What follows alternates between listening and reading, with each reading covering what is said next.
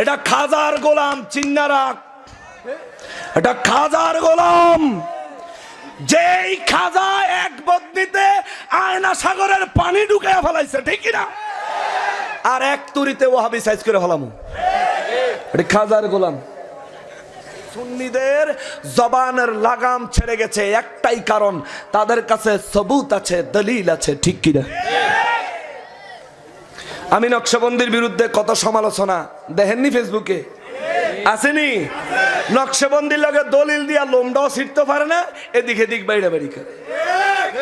পারলে দলিল নিয়াব, দলিল নিয়া ময়দানে আয়। 10 মিনিট বাহাসে টিকতে পারলে তোরা জিততে গেছ।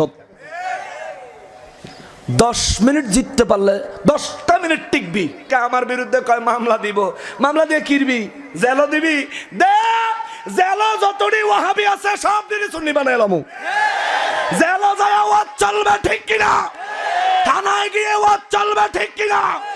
কোর্টে হাজির করলে ম্যাজিস্ট্রেটের কম, মাননীয় ম্যাজিস্ট্রেট বিচারক মহোদয়, আপনি কি মোনাজারা করার ক্ষমতা রাখেন?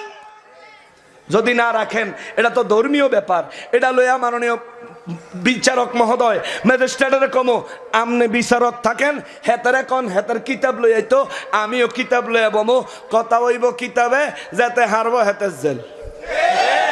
ঠিক আছে নি? একবার ভালো হইব, জুইতেইব মামলা দিলে, দে মামলা দিলে কোর্টও তো গলবে বাহাস করি আমি, কোর্টও। আর আমি নকশবন্দি এই জীবনে আমার নূর নবীর নূরের পক্ষে, ইলমে গায়েবের পক্ষে, হাজির নাজিরের পক্ষে, আমার নূর নবীর মিলাদে কিয়ামের পক্ষে, আমার নূর নবীর মিলাদের তাবাররুকের পক্ষে, আমার নূর নবীর ইজ্জতের পক্ষে এই জীবনে যত কথা বলেছি, কিয়ামত পর্যন্ত সময় দিয়ে গেলাম।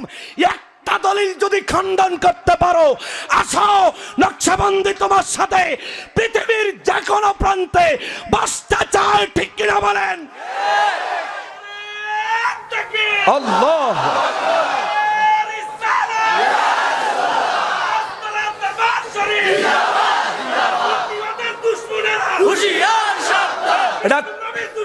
হুশিয়ার, এটা খাজার গোলাম, চিন্না রাখ, এটা খাজার গোলাম।